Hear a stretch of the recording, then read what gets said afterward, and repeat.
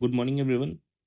तो आज है 5 जुलाई एंड 5 जुलाई के अंदर द हिंदू न्यूज़पेपर में जो भी इंपॉर्टेंट आर्टिकल्स और न्यूज़ आए हैं वो हम इस वीडियो लेक्चर के अंदर कवर करेंगे। सबसे पहला जो है वो एक न्यूज़ है केरला से एंड एक मूवमेंट के बारे में हमें पढ़ना है जिसको एसएनडीपी मूवमेंट कहते हैं।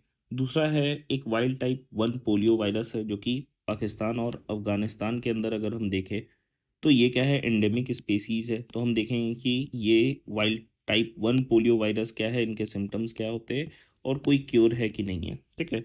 फिर इंडिया का जो क्लाइमेट एजेंडा है अगले 5 सालों के लिए, जो हम देखते भी है कि 2030 तक क्या है कि कुछ टारगेट जो है वो सेट किए गए हैं। एंड लास्ट ईयर जो COP28 हुआ था उसमें हमने कुछ हमारे डिटरमाइन कंट्रीब्यूशन भी क्या है, मतलब कंसीडर किया गया था कि हमने डिसाइड किया था कि हम 2030 तक ये चीज़ों को क्या है अचीव करेंगे। तो उसको थोड़ा हम लोग देख लेंगे। एक है इंडिया और म्यांमार का रिलेशन जो है हमको देखना है, हमने देखा भी था पहले, फिर से देख लेते हैं। नेक्स्ट अगर देखें तो एक घड़ियाल है, फीमेल घड़ियाल, उसका एक फ़ोटो जो है काजीरंगा नेशनल पार्क से जो है वो लिया गया है। एंड मेनली क्या है, घड़ियाल के बारे में हम देखेंगे कि इंडिया में घड़ियाल जो है वो पाए जाते हैं, कितने हैं, कौन कौन से वेराइटीज़ जो है या टाइप्स जो है घड़ियाल के होते हैं। लास्टली क्या है, एक टर्म है जिसको बायोडोसीमेट्री हम लोग कहते हैं जो कि रेडियोलॉजी से रिलेटेड है एंड ये साइंस एंड टेक के पोर्शन के अंदर है।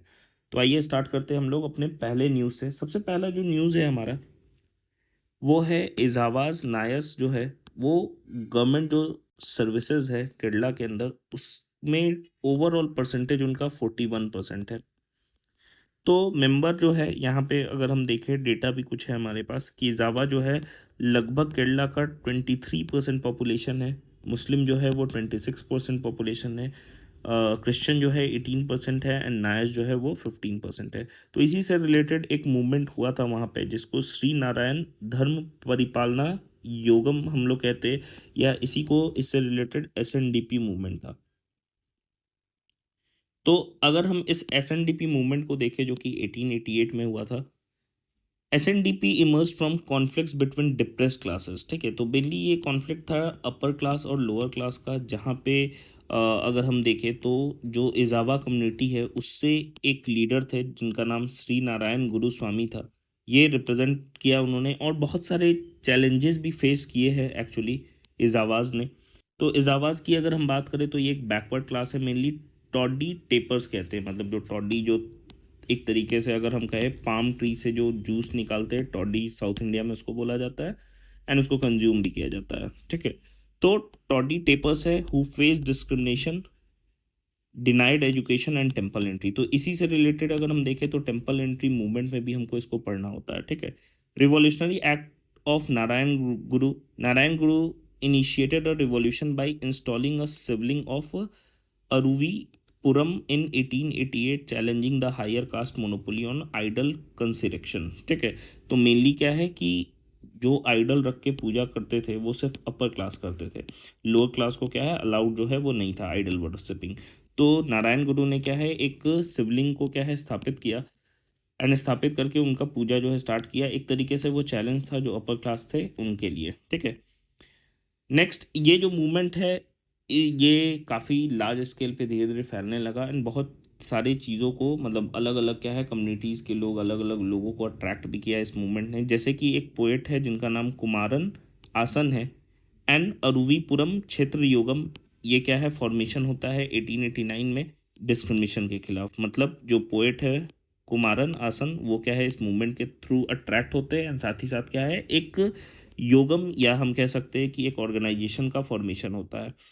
अरुविपुरम श्री नारायण गुरु Dharma Paripalana Yogam was registered in 1903 aiming for material and spiritual progress among the इजाबास। तो मेन क्या है कि ये जो योगम है एसएनडीपी योगम, इसका फॉर्मेशन मेनली हुआ था कि इजाबास जो कम्युनिटी है, ठीक है, उसके अपलिफ्टमेंट के लिए कि भाई उसको कैसे अपलिफ्ट जो है वो सोसाइटी के अंदर जो है केरला में किया जा सके। ठीक है, नेक्स्ट अगर हम रिलीजियस इक्वलिटी की बात करें तो उसके लिए भी क्या है ये जो युगम था या ये हम कह सकते हैं जो ऑर्गेनाइजेशन है, इन्होंने काम किया कि भाई टेम्पल एंट्री मूवमेंट भी जो है वो कि रिलीजियस इक्वलिटी की हम बात करते हैं कि हर कोई को क्या है कि पूजा करने का उतना ही अधिकार है जितना अपर कास्ट को है उतना ही लोअर कास्ट को भी है। Influence on social mobility. SNDP's influence led to upward social mobility and federation of backward classes into a larger कॉन्ग्लोमरेशन इन केरला। ठीक है, तो धीरे धीरे क्या हुआ कि यहाँ पे अगर केरला में देखें तो दो फैक्शन हो गया, एक अपर क्लास का, दूसरा क्या हो गया लोअर क्लास का। लोअर क्लास वाले क्या हो गए, सब यूनाइटेड हो गए अगेंस्ट द अपर क्लास। ठीक है, तो यही मूवमेंट है, बस याद रखना 1888 में जो है वो हुआ था। इसके बाद अगर हम देखें तो नेक्स्ट जो है वो है हमारा कि जो पोलियो टाइप 1 वायरस है उसके बारे में। तो अगर हम वाइल्ड पोलियो वायरस को देखें तो पोलियो एक क्या है, हाईली इन्फेक्शियस डिजीज़ होता है, कॉज बाय वायरस, मतलब वायरल डिजीज़ है। एंड जो हमारे इंटेस्टाइन में अंदर क्या है, मल्टीप्लाई करता है एंड नर्वस सिस्टम को क्या है एक तरीके से इन्वेड करके पैरालाइज कर देता है। ठीक है, मतलब जो नर्वस सिस्टम है अल्टीमेटली वो पैरालाइज हो जाता है हमारा। एक बार ये चीज़ हो गया तो पेशेंट जो है वो क्या है कि कोई भी उसके लिए क्या है ट्रीटमेंट अवेलेबल नहीं है। वो सिर्फ सिर्फ अगर हम देखेंगे तो हम इसका क्या है प्रिवेंशन कर सकते हैं, हम इसका क्योर जो है वो नहीं कर सकते हैं। अगर हम वेरिएंट्स की बात करें तो 3 वेरिएंट है वाइल्ड पोलियो वायरस का। पहला है टाइप 1, अभी भी एग्जिस्ट करता है, लेकिन कोशिश है हमारी कि वो हम इसको क्या करें पूरे तरीके से एराडिकेट कर दे। टाइप 2 और टाइप 3 को कम्प्लीटली एराडिकेट जो है वो कर दिया गया है।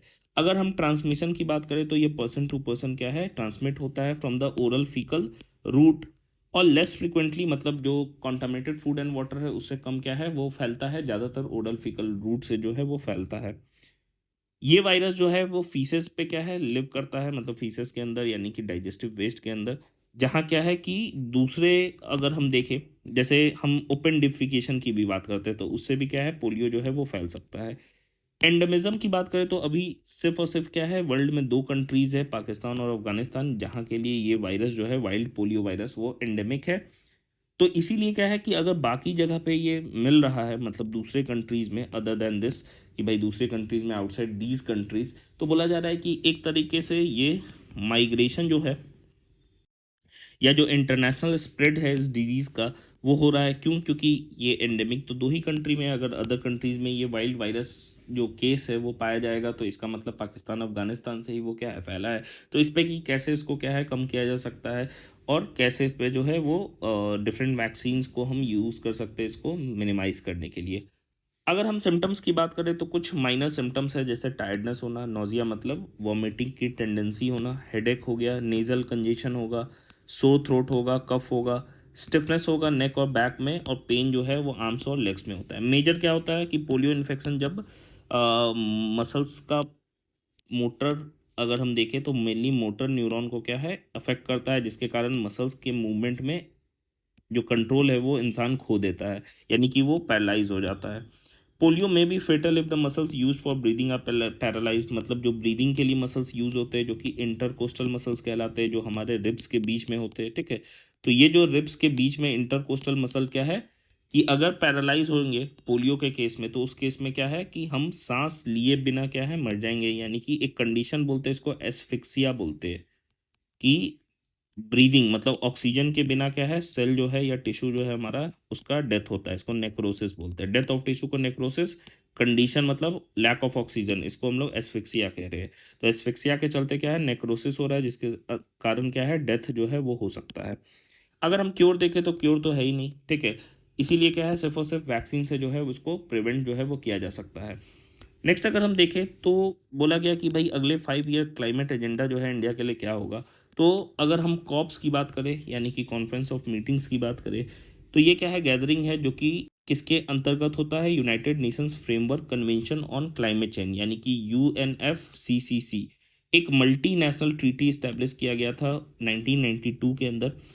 इन मीटिंग्स को हम लोग COP यानी कि कॉन्फ्रेंस ऑफ पार्टीज़ के नाम से जानते हैं। तो कॉन्फ्रेंस ऑफ पार्टीज़ जो है वो COP हो गया, इनको कॉप्स भी बोलते हैं। रिसेंटली लास्ट ईयर क्या है कॉप का 28 मीटिंग जो है वो 28th मीटिंग क्या है हुआ है। एंड इसी में कुछ चीज़ों को अडॉप्ट किया गया, जैसे एक जो है वो ग्लोबल स्टॉक टेक की बात कही गई कि ग्लोबल स्टॉक टेक क्या है, एक पीरियोडिक रिव्यू है जो इस्टेब्लिश किया गया था अंडर पेरिस एग्रीमेंट 2015। ठीक है, the text proposes 8 steps to keep global temperature rise within the ambit of 1.5 degree Celsius. ठीक है कि भाई ग्लोबल स्टॉक टेक एक तरीके से प्लेज है, समझो, जो 2015 में पेरिस एग्रीमेंट हुआ था उसके तहत लिया गया था कि वर्ल्ड में जो राइज होगा मीन टेम्परेचर का 1.5 डिग्री सेल्सियस से क्या है उसी के रेंज में होना चाहिए, उसी से कम होना चाहिए, उससे ज़्यादा नहीं होना चाहिए। It calls for triple renewable energy capacity globally and doubling the global average annual rate of energy efficiency improvements by 2030। बोला गया कि भाई इस जो ग्लोबल स्टॉक टेक है उसके तहत 2030 तक क्या है कि जो भी रिन्यूएबल एनर्जी रिसोर्स है हमारा उसको हम ट्रिपल करें, साथ ही साथ जो ग्लोबल एवरेज एनुअल रेट है एनर्जी एफिशिएंसी का उसको भी इम्प्रूव करें, मतलब कितना, 2 times। It calls for substantially reducing non-CO2 emissions, including in particular methane emissions globally by 2030। मतलब जो नॉन CO2 एमिशंस है उनको भी कंट्रोल किया है, मतलब CO2 को छोड़ के जो अदर एमिशंस है, जैसे सेकंड अगर हम ग्रीन हाउस गैसेस की बात करें तो मेजर 60% का अप्रॉक्स क्या हो गया हमारा CO2 होता है। उसके बाद क्या है सेकंड जो मेन ग्रीन हाउस गैसेस है वो क्या है, मीथेन है हमारा, तो उस पर क्या है कंट्रोल किया जाए।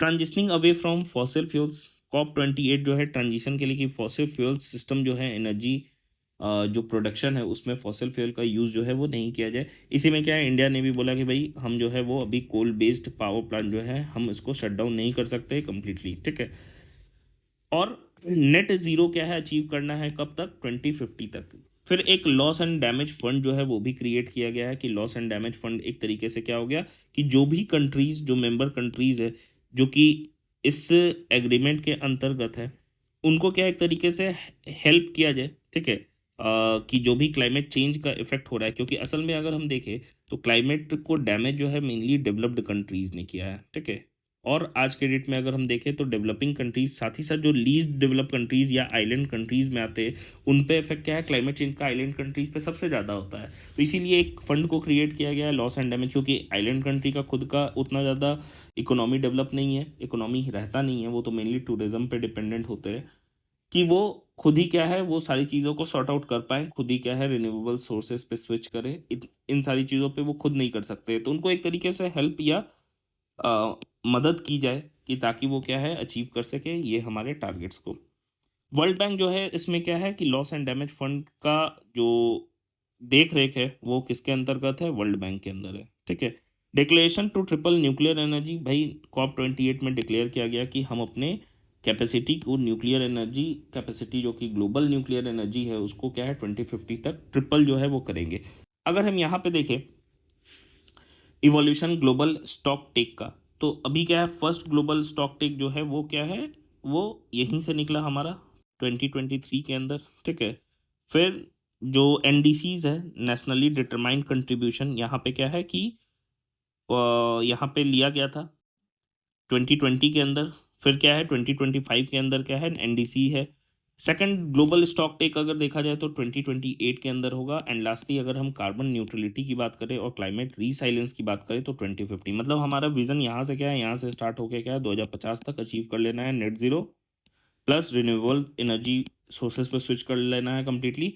हाँ 2030 तक हमने बोला है कि रिन्यूएबल सोर्सेज तक मैक्सिमम, जैसे इंडिया का ही जो NDC है नेशनली डिटरमाइंड कंट्रीब्यूशन वो 500 गीगावाट का है। ठीक है, कि हम इतना क्या है प्रोडक्शन जो है वो कर देंगे किससे, रिन्यूएबल सोर्सेज से। तो ये है हमारा। नेक्स्ट अगर हम देखें तो एक फिगर जो है या हम कह सकते हैं एक फ़ोटो जो है वो दिख रहा है यहाँ पे हमको, जहाँ इंडिया और म्यांमार का जो है वो बॉर्डर है। तो यहाँ पे बोला गया should India review it's Myanmar policy in view of the humanitarian crisis, क्योंकि म्यांमार के अंदर क्या है हमने देखा भी कि बीते कुछ सालों से जो रखाइन जो प्रोविंस है वहाँ से क्या है कि कुछ रोहिंग्या मुस्लिम जो है वो परसिक्यूशन या उनको प्रॉब्लम हो रहा है, तो वो क्या है कि इंडिया की तरफ आ रहे हैं। तो वही चीज़ है, क्योंकि इंडिया क्या है जो हम कह सकते हैं कि जो रिफ्यूजी कन्वेंशन है यूनाइटेड नेशन का उसका सिग्नेटरी है ही नहीं, ना तो उसके 1951 वाला चाहे 1967 में जो है उसके प्रोटोकॉल का भी सिग्नेटरी नहीं है। तो इंडिया क्या है बाउंड नहीं है कि जो भी क्या है कि अगर कोई रिफ्यूजी आता है तो उसको वो एक्सेप्ट करे ही। तो वही बोला जा रहा है कि भाई इंडिया जो है ह्यूमैनिटेरियन क्राइसिस पे म्यांमार से जो रिलेशंस है उनको क्या है कि उनको कंसीडर कर सकता है, मतलब रिफ्यूजी को लेके, क्योंकि रिफ्यूजीज को लेके क्या है इंडिया और म्यांमार में टेंशन हो सकता है एक तरीके से। तो बोल रहा है कि भाई आखिर म्यांमार जो है इतना इम्पोर्टेंट क्यों है? तो म्यांमार एक्चुअली में क्या है, इंडिया के लिए काफ़ी ज़्यादा सिग्निफिकेंट है। उसका बहुत कारण है। सबसे पहला अगर हम देखें तो जियो पॉलिटिकल इम्पोर्टेंस है, जैसे गेटवे है साउथ ईस्ट एशिया के लिए। मतलब अगर हम साउथ ईस्ट एशिया में देखें तो म्यांमार ही इकलौता कंट्री है जहाँ से क्या है कि अगर हम देखें तो साउथ ईस्ट एशिया में क्या है, कनेक्शन जो है हम बिल्डअप कर सकते हैं। ठीक है, बे ऑफ बंगाल कनेक्टिविटी है, रीजनल पावर बैलेंसिंग है। फिर अगर हम देखें जैसे बॉर्डर शेयरिंग की बात करें तो इंडिया और म्यांमार क्या है, 1643 किलोमीटर का बॉर्डर स्ट्रेच जो है वो शेयर करता है। अगर हम स्ट्रैटेजिक इंपॉर्टेंस या सिग्निफिकेंस की बात करें तो स्ट्रैटेजिकली क्या है, एक सिग्निफिकेंट नेबरहुड है हमारा म्यांमार, क्योंकि एक लार्ज मल्टी एथनिक नेशन है, जो कि ऐसा इसका पोजीशन है क्योंकि ये क्या है, अलग अलग कंट्रीज से खुद क्या है बॉर्डर को शेयर करता है। जैसे चाइना हो गया, लाओस हो गया, थाईलैंड है, बांग्लादेश है, इंडिया है। तो म्यांमार क्या है, इतनी कंट्रीज से क्या है बॉर्डर्स को शेयर करता है, जिसकी वजह से इसका स्ट्रेटेजिक इंपॉर्टेंस काफ़ी ज़्यादा हो जाता है। ठीक है, नेक्स्ट अगर हम देखें तो नेबरहुड फर्स्ट पॉलिसी है इंडिया का। जो नेबरहुड फर्स्ट पॉलिसी अगर हम देखें तो म्यांमार जो है वो इंडिया का नेबरहुड, क्योंकि एक्चुअल में अगर हम देखें तो इमीडिएट नेबरहुड में आता है। अगर हम एक्ट ईस्ट पॉलिसी की बात करें तो इंडिया का एक्ट ईस्ट पॉलिसी, जो कि पहले था लुक ईस्ट पॉलिसी। ठीक है, तो एक डिप्लोमेटिक इनिशिएटिव भी है क्योंकि म्यांमार उसका एक की कंपोनेंट है, क्योंकि हमारा ईस्ट में अगर हम देखें तो एक गेटवे के रूप में है। मल्टीलैटरल एंगेजमेंट भी है, सार्क का, एशियान का, बिम्स्टेक का। अगर हम देखें तो म्यांमार जो है एशियान का इकलौता कंट्री है जो कि इंडिया से क्या है बॉर्डर जो है वो शेयर करता है। अगर हम कोलैबोरेटिव ऑपरेशंस की बात करें या कोऑपरेशंस की बात करें तो एक बायलैटरल ट्रेड है। इंडिया म्यांमार का फिफ्थ जो है लार्जेस्ट ट्रेडिंग पार्टनर है। एंड अगर हम 2021-22 के ट्रेड की बात करें तो वहाँ पे क्या है, 1.03 बिलियन US डॉलर का ट्रेड जो है इंडिया म्यांमार के बीच जो है वो हुआ है। दोनों ही नेशंस क्या है, चाहते हैं कि भाई जो बायलैटरल ट्रेड है वो क्या है, वो इंक्रीज हो, ताकि क्या है कि इकोनॉमिक अपॉर्चुनिटीज जो है वो क्या है, क्रिएट हो in sectors such as agriculture, pharmaceuticals, information technology and energy. Energy cooperation में म्यांमार जो है holds significance for India's energy security with an energy portfolio of over 1.2 billion US dollars. Myanmar is the largest recipient of India's investment in the oil and gas sector in south east Asia. तो India क्या है कि invest कर रहा है Myanmar के अंदर, तो लार्जेस्ट इन्वेस्टर है। अगर हम देखें तो इंडिया का लार्जेस्ट इन्वेस्टमेंट जो है ऑयल और गैस सेक्टर के अंदर वो म्यांमार में ही है।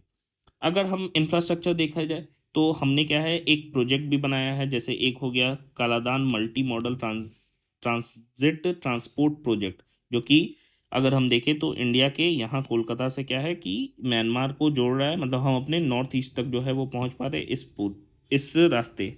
एक ये हो गया हमारा, ठीक है, कि हम सी रूट से आ रहे हैं।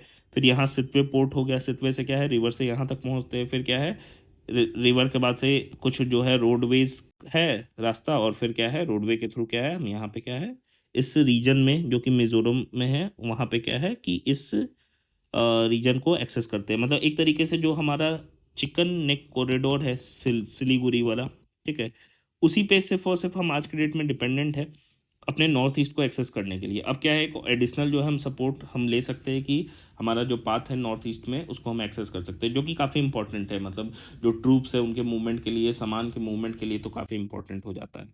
नेक्स्ट अगर हम देखें तो India Myanmar Thailand trilateral highway project है, जो कि यहाँ इंडिया मोरे से स्टार्ट है। म्यांमार में अगर हम देखें तो यंगोन है, और थाईलैंड के अंदर जो है माएसॉट है। तो ये क्या है एक ट्राई लैटरल हाईवे प्रोजेक्ट जो है वो भी चल रहा है। स्ट्रैटेजिक डिफेंस पार्टनरशिप भी है, जैसे इंडिया और म्यांमार जो है वो क्लोज डिफेंस पार्टनरशिप करता है। इंडिया और म्यांमार जो है एक बाईलैटरल आर्मी एक्सरसाइज करता है, इसका नाम जो है इम्बैक्स हम लोग कहते हैं, ठीक है, ताकि दोनों के डिफेंस रिलेशंस जो है वो बिल्डअप हो सके। तो याद रखना है इंडिया म्यांमार में जो बाईलैटरल आर्मी एक्सरसाइज होता है इसको हम लोग इम्बैक्स कहते हैं। अगर हम कल्चरल कनेक्टिविटी की बात करें तो हिस्टोरिकल टाइज तो रहा ही है कि ब्रिटिश इंडिया से ही क्या है इंडिया म्यांमार जो है वो एक ही था। एंड अगर हम देखें तो हमारे बीच क्या है एथनिक कनेक्शंस भी जो है वो है। साथ ही साथ म्यांमार में इंडियन डायस्पोरा भी जो है वो प्रेजेंट है। पीपल ऑफ इंडियन ओरिजिन जो है म्यांमार के अंदर लगभग टोटल पॉपुलेशन का 4% जो है वो कंस्टिट्यूट करते हैं। तो इसीलिए म्यांमार जो है इन सारे वजहों के कारण हमारे लिए काफ़ी इंपॉर्टेंट है। एंड जो भी हमारे डिसीजंस होंगे वो हमारे रिलेशनशिप पे काफ़ी ज़्यादा इम्पैक्ट जो है वो लाएंगे। इसीलिए बोला गया कि भाई हमको क्या है, खुद एक बार रिव्यू करना चाहिए जो हमारा डिसीजन है रिफ्यूजीज को लेके म्यांमार से। ठीक है, तो इतना ही था इस न्यूज़ में। नेक्स्ट अगर हम देखें तो नेक्स्ट है हमारा कि ब्रह्मपुत्र में एक फीमेल घड़ियाल जो है वो, उसके लिए क्या है कि एक एक तरीके से कि जो मेट है उसकी तलाश जल्दी ही ख़त्म होने वाली है, कुड एंड सून। क्यों? क्योंकि जो बारिश है, यानी कि हम कह सकते हैं कि जो मानसून का सीज़न आ गया है, तो अब क्या है कि एक तरीके से ब्रीडिंग सीजन भी हो गया घड़ियाल्स के लिए। घड़ियाल को अगर हम देखें तो इन्हीं को हम एलिगेटर भी कहते हैं। तो घड़ियाल sometimes called as gavialis is a type of Asian crocodilian distinguished by their long thin snouts. तो घड़ियाल में क्या होता है कि स्नाउट जो है, मुंह जो है वो नाक पतला होता है, जबकि क्रोकोडाइल का क्या है, मुंह ऐसा होता है। मतलब घड़ियाल का देखोगे आगे से ऐसा रहेगा, जबकि क्रोकोडाइल जो है चौड़ा सा रहता है। ये मेनली क्या है, क्रोकोडिलन अगर हम देखें, crocodilians are reptiles that include crocodiles, alligators, caimans and more. ठीक है, तो मेनली क्रोकोडाइल्स और एलिगेटर्स जो है वो पाए जाते हैं। इंडिया के अंदर 3 स्पेसीज है क्रोकोडाइल्स का, नेमली घड़ियाल जिसको गैवियालिस गैंगेटिकस कहते हैं। आईयूसीएन स्टेटस अगर हम देखें तो क्रिटिकली एंडेंजर्ड है। दूसरा एक मगर क्रोकोडाइल है जिसको क्रोकोडाइलस पैलोस्ट्रिस कहते हैं, जिसका आईयूसीएन स्टेटस वल्नरेबल हो गया। और एक है सॉल्ट वाटर क्रोकोडाइल जिसको क्रोकोडिलस पोरोसस कहते हैं, ये है आईयूसीएन स्टेटस इसका लीस्ट कंसर्न है, मतलब सबसे ज़्यादा यही वाला पाया जाता है। All the three are listed on appendix first of CITES. ठीक है, साइट्स के अपेंडिक्स फर्स्ट में क्या है, लिस्टेड है। एंड शेड्यूल 1 जो है वाइल्ड लाइफ प्रोटेक्शन एक्ट 1972 के अंदर जो है वो मेंशन जो है उसी लिस्ट के अंदर है। तो याद रखना है साइट्स के अपेंडिक्स 1 में, साथ ही साथ schedule first of the wildlife protection act 1972। Exception अगर हम देखें तो सॉल्ट वाटर जो क्रोकोडाइल है, population of Australia, Indonesia and Papua New Guinea are included in appendix 2 CITES. ठीक है, तो साइट्स के अपेंडिक्स 2 में जो है सॉल्ट वाटर क्रोकोडाइल, उसके अपेंडिक्स 2 में जो है वो मेंशन है Australia, Indonesia and Papua New Guinea के सॉल्ट वाटर क्रोकोडाइल। बाकी जितने भी होते हैं वो सारे के सारे क्या है कि साइट्स के शेड्यूल, सॉरी साइट के अपेंडिक्स फर्स्ट में जो है वो मेंशनड है। अगर हम हैबिटेट देखें तो नेचुरल हैबिटेट जो है वो फ्रेश वाटर है, और नॉर्दर्न पार्ट इसीलिए देखो गंगेटिकस कह रहे हैं, क्योंकि गंगा रिवर में साथ ही साथ, गंगा मतलब गंगा प्लस ब्रह्मपुत्र हम कह सकते हैं कि वहीं पे पाया जाता है। प्राइमरी हैबिटेट अगर देखें तो चंबल रिवर है जो कि ट्रिब्यूटरी है किसका, यमुना का। सेकेंडरी हैबिटेट जो है वो घाघरा है, गंडक है, गिरवा रिवर है उत्तर प्रदेश में, रामगंगा है उत्तराखंड के अंदर, और सोन रिवर जो है वो बिहार के अंदर है। यहाँ पे क्या है, सेकेंडरी हैबिटेट जो है वो घड़ियाल का जो है वो है। सिग्निफिकेंस अगर देखा जाए तो पॉपुलेशन घड़ियाल का जो है वो बहुत अच्छा इंडिकेटर है क्लीन रिवर वाटर का। मतलब अगर घड़ियाल बहुत ज़्यादा है पानी के अंदर, यानी कि जो पानी है वो बिल्कुल ही साफ़ है। कंजर्वेशन एफर्ट्स अगर देखा जाए तो ब्रीडिंग ग्राउंड्स जो है वो बनाए गए हैं, जैसे ब्रीडिंग सेंटर्स ऑफ कुकरेल घड़ियाल रिहैबिलिटेशन सेंटर इन लखनऊ उत्तर प्रदेश में बनाया गया है। नेशनल चंबल सेंचुरी जो है वो घड़ियाल इको पार्क मध्य प्रदेश के अंदर है। अगर हम थ्रेट्स देखें तो रिवर पॉल्यूशन के चलते डैम कंस्ट्रक्शन हो गया, स्केल फिशिंग है, मैसिव लेवल पे जो स्केल फिशिंग किया जाता है वो भी क्या है एक तरीके से थ्रेट हो गया, एंड फ्लड्स जो है वो भी क्या है एक थ्रेट है। साथ ही साथ जो इलीगल सैंड माइनिंग किया जाता है और पोचिंग किया जाता है वो तो है ही खैस थ्रेट। तो बस इसमें याद रखना है एक दो स्टेटस इसका याद रखना, आईयूसीएन क्या है इसमें, सॉल्ट वाटर वाला इंडिया के अंदर लीस्ट कंसर्न है। ठीक है, घड़ियाल जो है वो क्रिटिकली एंडेंजर्ड है। हैबिटेट ये सारे हो गए, और कंजर्वेशन एफर्ट्स में ये हमारे पास ब्रीडिंग सेंटर है, 2 हो गया, एक हो गया घड़ियाल इको पार्क जो कि मध्य प्रदेश में है, और दूसरा लखनऊ के अंदर एक स्थित है। नेक्स्ट अगर देखें तो लास्ट है हमारा न्यूज़ वो है, एक टर्म है जिसको बायोडोसीमेट्री कहते हैं। बायोडोसीमेट्री कहने का मतलब क्या है कि हम अगर कोई भी पर्सन पे इरेडिएशन मतलब रेडिएशन कर रहे हैं, चाहे मान लो एक्सरे या कोई भी जो रेडिएशन थेरेपी जो है वो लिया जाता है, तो उसके कारण क्या है कि जो भी चेंजेस हो रहे हैं उस रेडिएशन डोज के कारण बॉडी के अंदर, ठीक है, उससे पता चलता है कि हम जैसे अगर हम देखें मान लो कि एक हम रेडिएशन परफॉर्म किए, तो जो भी चेंज आ रहा है टिश्यू पे, ठीक है, उसी के एनालिसिस को बायोडोसीमेट्री कहते हैं। तो biodosimetry is the use of any biological change in an irradiated person that can be sufficiently quantified to indicate their radiation dose. ठीक है, मतलब बॉडी के अंदर अगर किसी ने क्या है रेडिएशन लिया है, तो जो भी चेंज आ रहा है उससे हमको ये पता चल सकता है कि कितना जो है वो डोज जो है वो रेडिएशन डोज दिया गया होगा। इसी चीज़ को हम लोग क्या कहते हैं, बायोडोसीमेट्री कहते हैं। तो एक तरीके से ये क्या है, एनालिसिस है।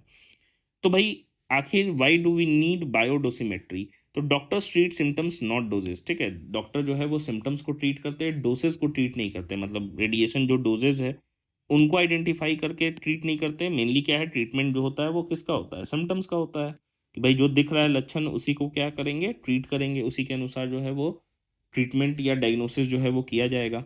तो biodosimetry can detect false positives and false negatives, ठीक है।